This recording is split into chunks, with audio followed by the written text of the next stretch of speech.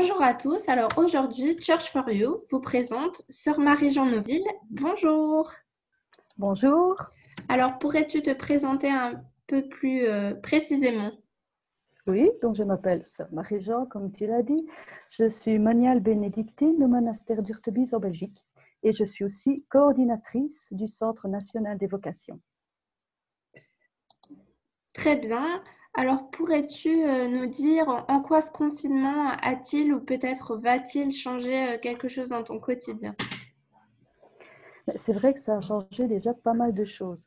Il faut dire que la vie bénédictine, et principalement Urtebise, c'est de l'hospitalité, c'est l'accueil des autres, c'est aussi une ouverture au monde qui sont très importantes pour notre choix de vie.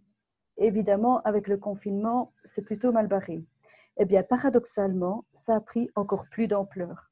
Pourquoi? Parce qu'on propose à des hôtes de nous suivre sur Zoom pour nos offices et puis prendre des échanges par mail ou par téléphone. Et puis les nouvelles des médias, les décès, les hospitalisations, les guérisons, le souci des proches, l'aspiration de toute une population confinée. Eh bien, je me trouve solidaire de chacun. Et je trouve que j'ai acquis en fait un cœur plus universel. Donc ça, c'est un point déjà important. Le deuxième qui change notre quotidien, c'est pas de prêtre. Nous avons des offices, 5 offices par jour, dont l'Eucharistie. Et donc, sans prêtre, il se fait qu'on a dû trouver une alternative. Et pour continuer à célébrer, nous organisons des célébrations de la parole, animées par une sœur. Et ce n'est pas toujours la même sœur. On est une dizaine de sœurs qui se relaient. Et donc, pour nous, en fait, c'est une belle occasion de partage et de découverte de ce que chaque sœur a à nous apporter. Donc, c'est une belle occasion, en fait. On ne l'aurait pas cru, mais on se découvre mutuellement par ce biais-là.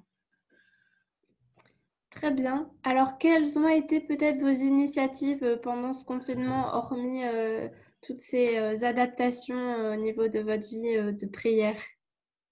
Oui, donc au niveau de la communauté d'abord, donc Zoom, c'est la première chose.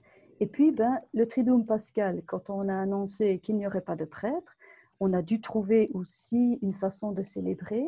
Et on n'a en fait jamais eu autant de réunions de préparation pour vraiment trouver une célébration nourrissante, profonde, pensée, et où on peut s'impliquer davantage. Et donc ça a été là aussi une belle occasion. Et puis, donc, au quotidien, on continue nos célébrations de la parole.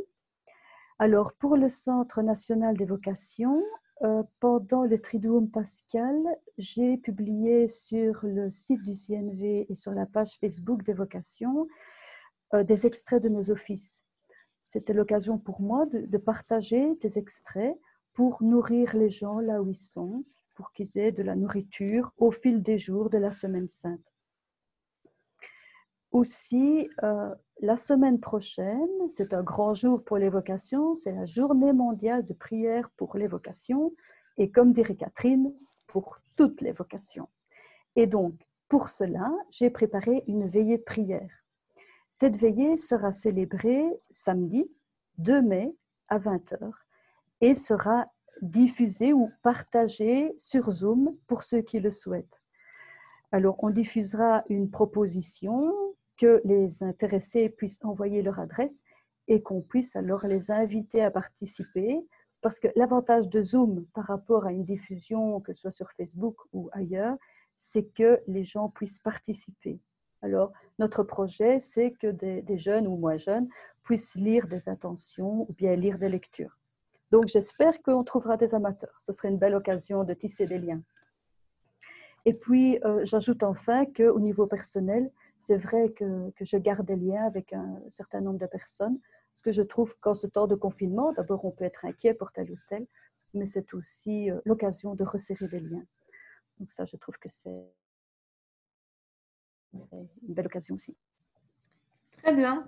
Alors, est-ce que tu aurais une phrase biblique qui te tient particulièrement à cœur et qui donne sens à ton confinement? Alors, confinement, pour moi, s'oppose, et s'oppose, à mon avis, pour beaucoup de monde, à liberté. Et je dirais à une certaine forme de liberté. Et je pense que Jésus a quelque chose à nous dire en termes de liberté. Alors, je voudrais citer un chapitre 10. Chapitre 10 de l'évangile de Jean, c'est le bon pasteur. Et au verset 9, Jésus nous dit ça, « Je suis la porte. Celui qui passe par moi sera sauvé.